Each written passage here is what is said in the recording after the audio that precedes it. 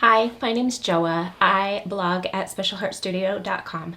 Today I have a quick tutorial to show how you can cut wood with your Cricut Maker to make a fun 3D sign such as this.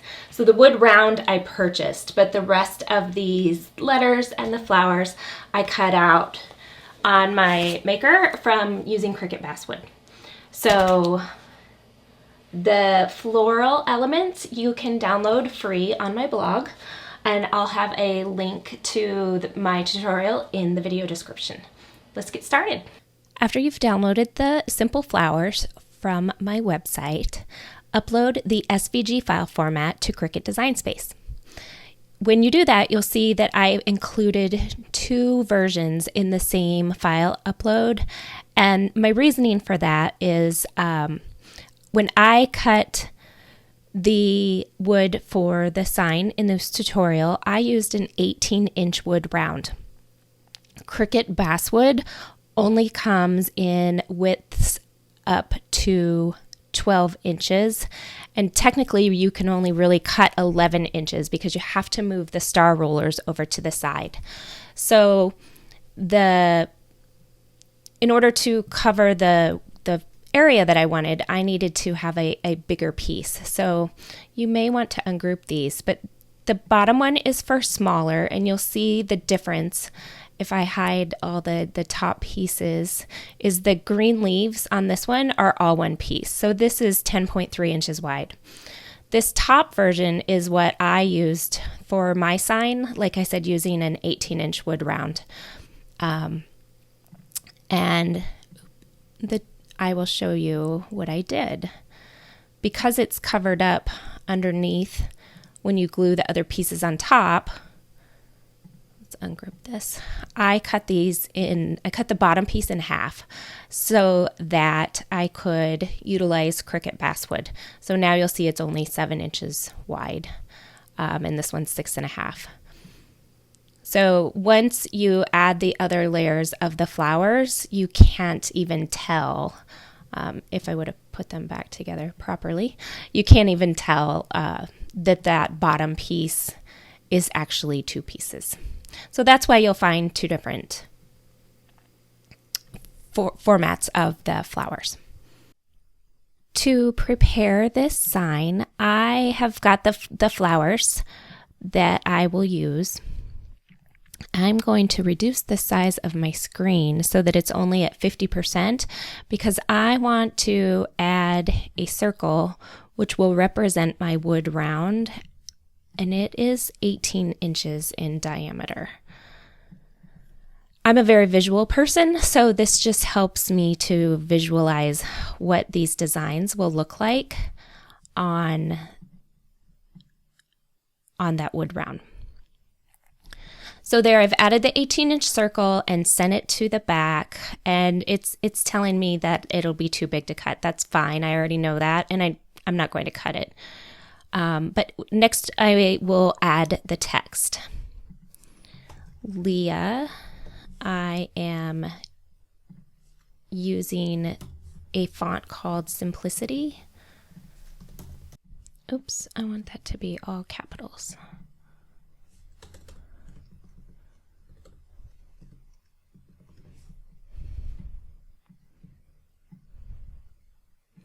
And because the wood, you need a thicker area to cut. So I am going to give this font an offset. But before I do that, I will ungroup the letters. And let's zoom in on this a little bit.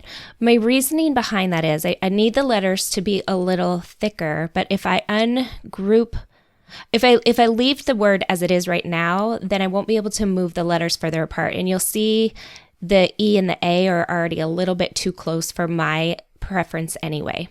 So we will come up here, ungroup the letters, and then one by one, I don't want that circle. I'll hide it for right now. One by one, I'm going to offset these, and I'm going to use just a teeny tiny offset to make it a little bit thicker. So I've typed it in already, 0.03. and I'll click apply. And I want to do that to each of these letters individually so that I can then move them. Come up here to offset, apply.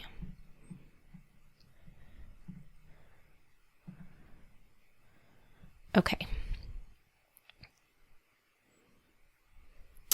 And now I will, over on my layers panel, I can delete the original text and just keep the thicker offset version.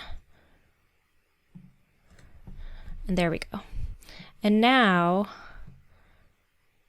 I can move these over just a little bit. So, oops, so that the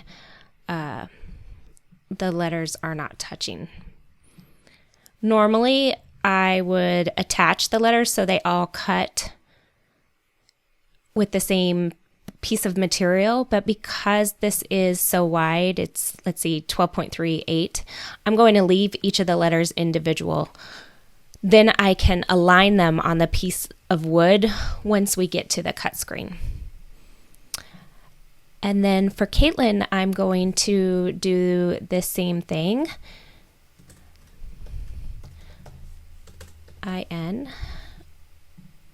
And this font I used for Caitlin is called Master Blush. I did use some alternatives and some glyphs, so I won't take the time to do that in this video, but I do have a tutorial how to use glyphs in Cricut Design Space. I will leave a link in the description.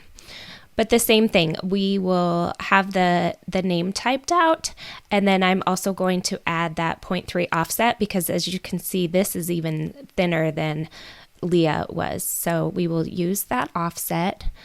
I will again delete the original text and just use the offset version of the text. And if we put the circle back there, this is what that would look like. We'll delete the circle. And from here, we are ready to click Make It. Now, because I painted the wood, so obviously the wood is all just wood color, it may be easier to change everything to one color. So I like to use Color Sync, and I will just grab all these pieces and drag them to the black area.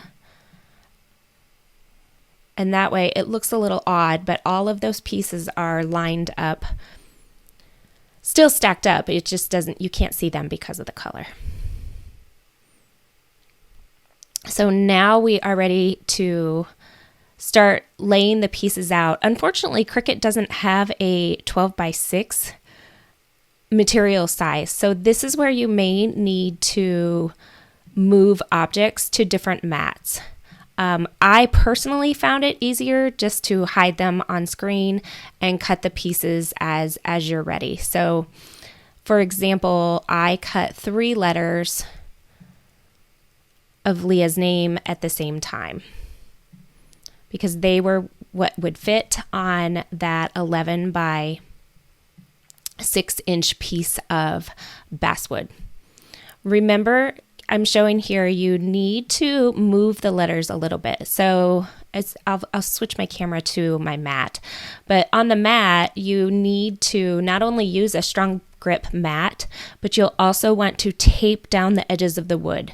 So because of that tape, I moved the letters down a little bit so that I placed the wood at the 1-inch mark, and then I have room to tape the wood on all sides, but yet the cut will still end up in the right place. From here, we will browse all materials and I will type in simply bass, and it brings up 2 different basswood results.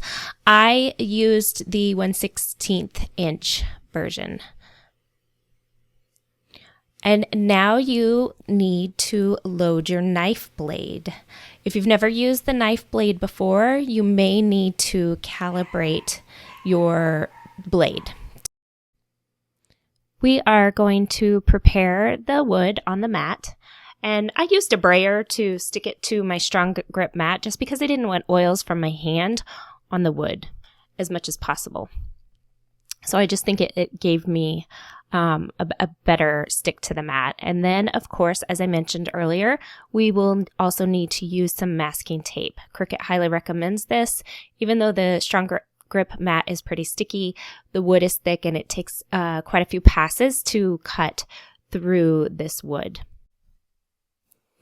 Design Space will continue to show on your screen how many passes have been completed. With this 1/16 inch basswood, it recommends 14 passes. I highly recommend watching it closely. The letters in Leah, L-E-A, since they're pretty straight lines and there wasn't a lot of intricate detail, they only took about 8 passes. On the other hand, this leaf that is cutting on my screen, the flower and leaf part, it did take all 14 passes.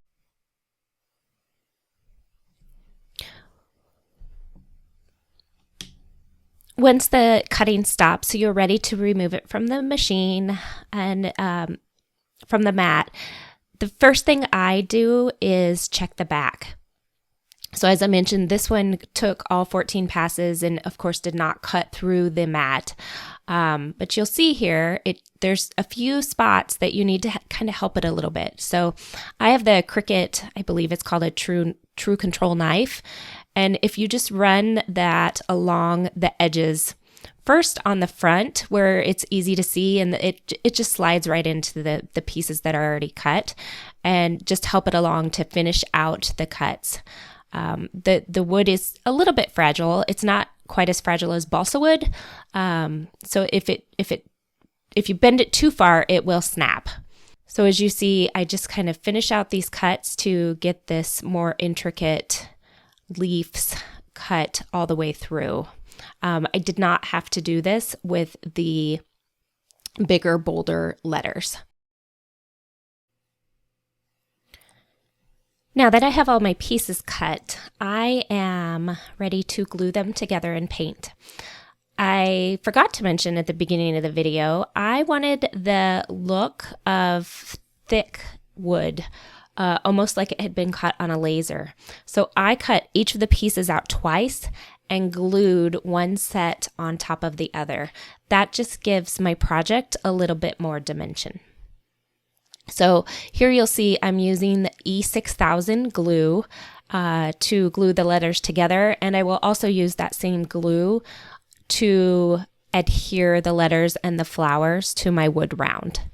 And then it is time to let that glue dry a little bit and then paint those letters.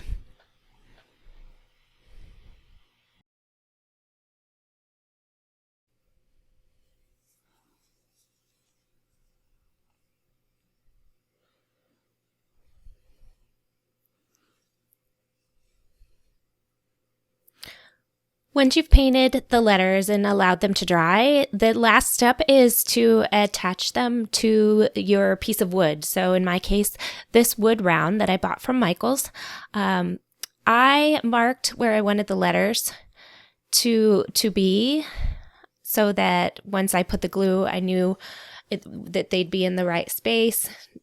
They were even on each side, and then simply used that E6000 glue that I had used to adhere the pieces together. I've also used that to attach to the wood round.